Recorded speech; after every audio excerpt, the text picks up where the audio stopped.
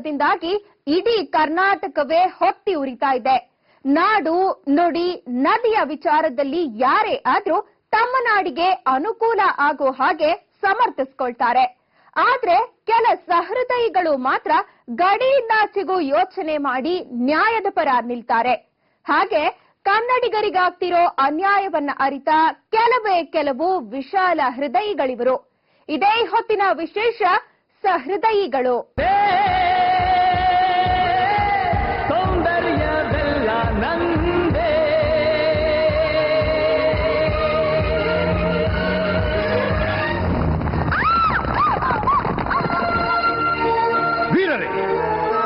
ಒಂದು ಮಗುವಿಗೆ ಜನ್ಮ ಕೊಡಲಾಗದ ಆ ಬಂಜೆ ರಾಜ್ಯ ಸಿಂಗುನಾಡಿಗೆ ನಮ್ಮ ಹೆಣ್ಣು ಮಗುವನ್ನು ದತ್ತು ಕೊಟ್ಟೆವು. ದತ್ತು ಕೊಟ್ಟ ಕೂಡಲೇ ಬಿಟ್ಟು ಕೊಟ್ಟೆವೆಂದು ತಿಳಿಯುವುದವರ ಮೂರ್ಖತನ. ಕನ್ನಡಿಗರು ಶಾಂತಿ ಸೌಹಾರ್ದತೆಗೆ ಹೆಸರುವಾಸಿಗಳು. ಹಾಗೆಂದ ಮಾತ್ರಕ್ಕೆ ನಾವು ಹೇಡಿಗಳಲ್ಲ.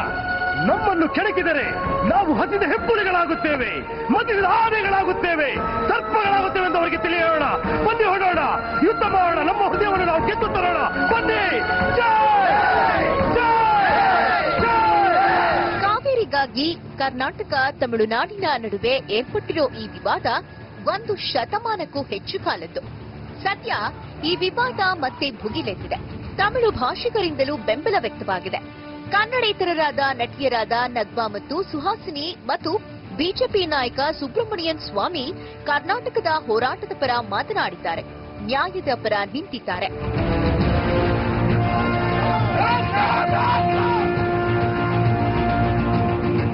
ತಮಿಳುನಾಡಿನ ನೆಲದಲ್ಲಿ ನಿಂತು ಕನ್ನಡದ ಪರ ಮಾತನಾಡಿ ನ್ಯಾಯದ ಪರ ನಿಲ್ಲುವ ಮೂಲಕ ಕೆಲವು ಕಲಾವಿದರು ಮತ್ತು ರಾಜಕಾರಣಿಗಳು ಪ್ರಬುದ್ಧರೆನಿಸಿಕೊಂಡಿದ್ದಾರೆ. ಅದರಲ್ಲಿ ಮೊದಲನೆಯವರು ನಟಿ ಕಂ ತಮಿಳುನಾಡು ಕಾಂಗ್ರೆಸ್ ಮಹಿಳಾ ನಾಯಕಿ ನಗ್ಮಾ.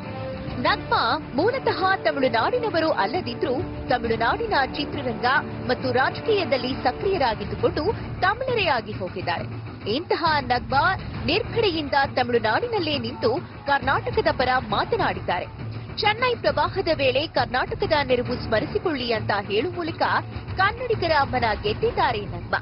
ಅಲ್ಲಿನ ಜಲಾಶಯಗಳಲ್ಲಿ ನೀರಿದ್ದರೆ ಅವರು ಬಿಡದೇ ಇರ್ತಿದ್ರೆ ಅಂತ ಹೇಳುವ ಮೂಲಕ ನಗ್ಮಾ ಗಮನ ಸೆಳೆದಿದ್ದಾರೆ. That if Karnataka gives water to Tamil Nadu, then there might be a shortage of water in Karnataka. This is all what I see in the news also, and I understand also.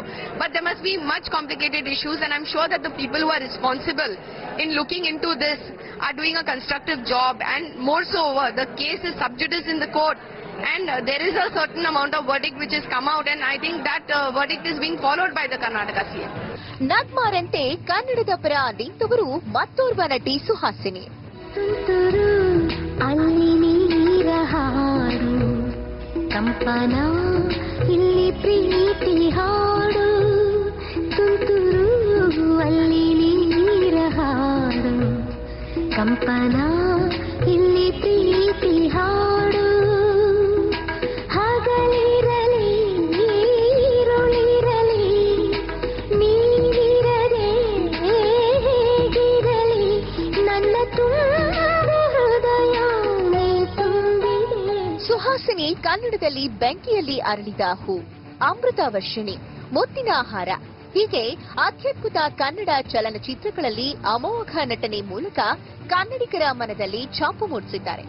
ಮೂಲತಃ ತಮಿಳುನಾಡಿನವರಾದರೂ ಕನ್ನಡವನ್ನ ಕಲಿತು ಸ್ವತಃ ತಾವೇ ತಮ್ಮ ಎಲ್ಲ ಚಿತ್ರಗಳಿಗೂ ಅದ್ಭುತವಾಗಿ dubbing ಮಾಡಿರೋ ಇವರು ಕನ್ನಡದ ಬಗ್ಗೆ ಪ್ರೀತಿಯಷ್ಟೇ ಅಲ್ಲ, ಕಾಳಜಿಯನ್ನು ವಹಿಸಿದ್ದಾರೆ.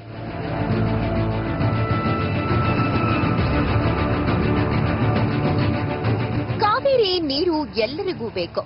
ಕನ್ನಡದ ರೈತರು ತಮಗೆ ಅನ್ಯಾಯವಾಗಿದೆ ಅಂತ ಹೋರಾಟ ಮಾಡಿದ್ರೆ ಅದರಲ್ಲಿ ತಪ್ಪೇನಿದೆ? ನ್ಯಾಯಕ್ಕೋಸ್ಕರ ನಡೆಯುವ ಯಾವುದೇ ಹೋರಾಟ ತಪ್ಪಿಲ್ಲ, ಅದನ್ನು ನಾನು ಬೆಂಬಲಿಸುತ್ತೇನೆ.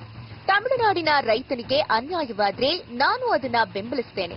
ನೀವು ಎಷ್ಟೇ ಒತ್ತಾಯ ಮಾಡಿದ್ರೂ ನಾನು ಕನ್ನಡ ಮತ್ತು ಕನ್ನಡಿಗರ ಕಾವೇರಿ ಹೋರಾಟದ ವಿರುದ್ಧ ಹೇಳಿಕೆ ಕೊಡೋದಿಲ್ಲ. ಈ ಹಿಂದೆ ರೋಜಾ ಚಿತ್ರವನ್ನು ನನ್ನ ಗಂಡ ಮಾಡಿದಾಗ ಕಾಶ್ಮೀರಿ ಉಗ್ರರು ಮನೆಯ ಮೇಲೆ ಬಾಂಬು ಹಾಕಿದಾಗಲೇ ನಾನು ಹೆದರಿಲ್ಲ.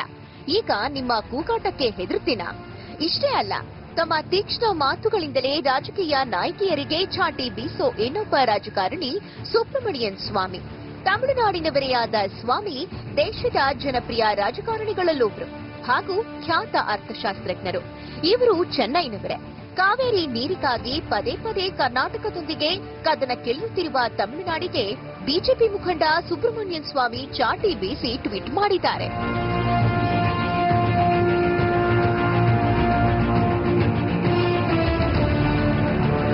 ತಮಿಳುನಾಡು ಮೊದಲು ಕಾವೇರಿ ನೀರಿಗೆ ಕಿತ್ತಾಡುವುದನ್ನ ಬಿಡಬೇಕು. ಅದರ ಬದಲು ಸಮುದ್ರದ ನೀರನ್ನ ಶುದ್ಧೀಕರಿಸಿ ಕುಡಿಯಲು ಮತ್ತು ನೀರಾವರಿಗೆ ಬಳಸಿಕೊಳ್ಳಬೇಕು ಎಂದು ಸ್ವಾಮಿ ಸಲಹೆ ನೀಡಿದ್ದಾರೆ.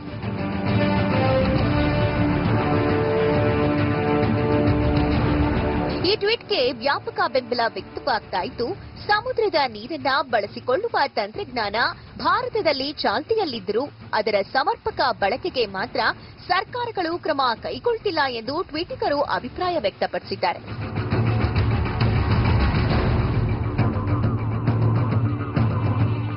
ಈ ಮೂವರನ್ನು ನೋಡಿದಾಗ ಹೆಮ್ಮೆ ಅನ್ಸುತ್ತೆ. ಯಾಕಂದ್ರೆ ಎಲ್ರಿಗೂ ಈ ಧೈರ್ಯ ಇರೋದಿಲ್ಲ. ಹೆಚ್ಚು ಬೇಡ, ಕರ್ನಾಟಕದವರೇ ಆದ ಈಗ ತಮಿಳುನಾಡಿನಲ್ಲಿ ಸೂಪರ್ ಸ್ಟಾರ್ ಆಗಿರುವ ರಜನಿಕಾಂತ್ ರವರೇ ಹೊಗೇನಕಲ್ ಗಲಾಟೆ ಸಂದರ್ಭದಲ್ಲಿ ಕರ್ನಾಟಕದ ವಿರುದ್ಧವಾಗಿ ಮಾತನಾಡಿದ್ರು.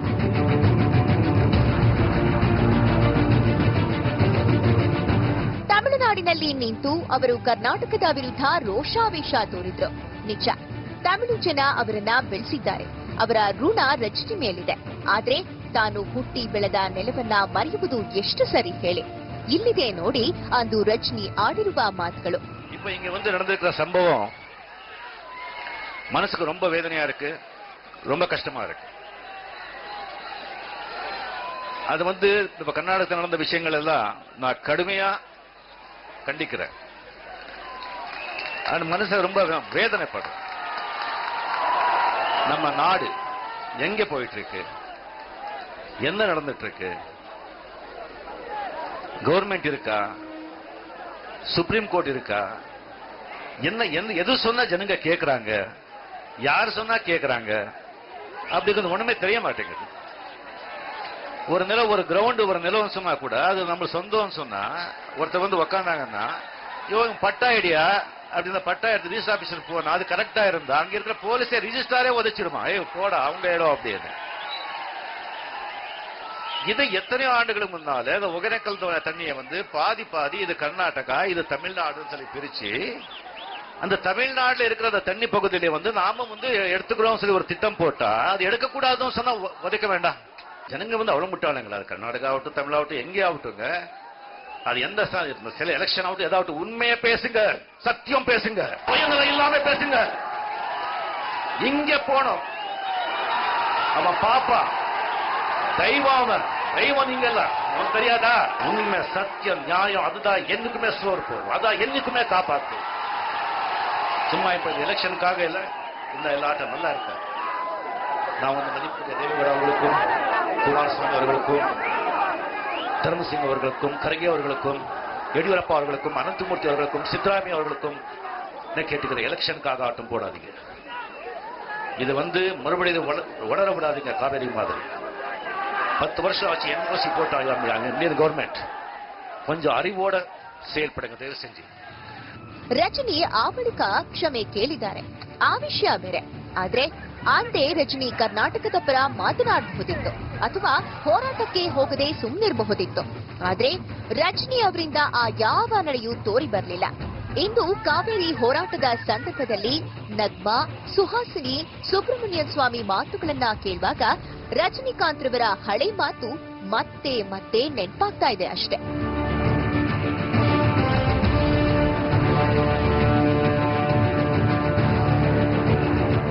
ಅದೇನೇ ಇರ್ಲಿ, ರಜನಿ ಮಾತು ಹಳಗಿದ್ದು. ಆದ್ರೆ ಈ ಮೂವರು ಕರುನಾಡಿನ ಹೋರಾಟಕ್ಕೆ ಇನ್ನಷ್ಟು ಬಲ ತಂದಿದ್ದಾರೆ. ಸಹಾಯವನ್ನು ಸ್ಮರಿಸುವ ನಗ್ಮಾ, ಕನ್ನಡ ಪ್ರೀತಿಯನ್ನು ಮೆರೆದ ಸುಹಾಸಿನಿ, ಜಯಾಗೆ ಸರಿಯಾದ ಮಾರ್ಗ ತೋರುವ ಮಾತನಾಡುತ್ತಿರುವ ಸುಬ್ರಹ್ಮಣ್ಯನ್ ಸ್ವಾಮಿ ಬಗೆಗಿನ ಕನ್ನಡಿಗರ ಗೌರವ ಮತ್ತಷ್ಟು ಇಮ್ಮಡಿಯಾಗಿದೆ. ಅಲ್ಲದೆ ನಮ್ಮ ಹೋರಾಟ ನ್ಯಾಯಸಮ್ಮತವಾಗಿದೆ ಎಂಬ ಸಂದೇಶ ಜಗತ್ತಿಗೆ ರವಾನೆಯಾಗಿದೆ.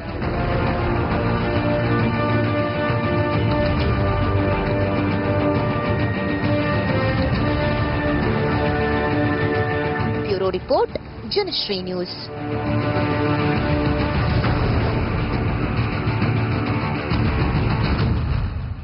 ರೈತ ದೇಶಕ್ಕೆ ಬೆನ್ನೆಲುಬು ಅಂತಾರೆ. ಹಾಗೆ ರೈತ ನಮ್ಮ ರಾಜ್ಯದವರಾದ್ರೂ ಒಂದೇ, ಅನ್ಯ ರಾಜ್ಯದವರಾದ್ರೂ ಒಂದೇ. ಸಂಕಷ್ಟ ಸ್ಥಿತಿಯಲ್ಲಿ ಅವರ ಬೆನ್ನಿಗೆ ನಿಲ್ಲುವುದೇ ನಿಜವಾದ ಧರ್ಮ ಅನ್ನೋದನ್ನ ಅರ್ಥ ಮಾಡಿಕೊಂಡು ಬದ್ಧತೆ ಮೆರೆದಿದ್ದಾರೆ. ಇದೇ ಹೊತ್ತಿನ ವಿಶೇಷ. ನಮಸ್ಕಾರ.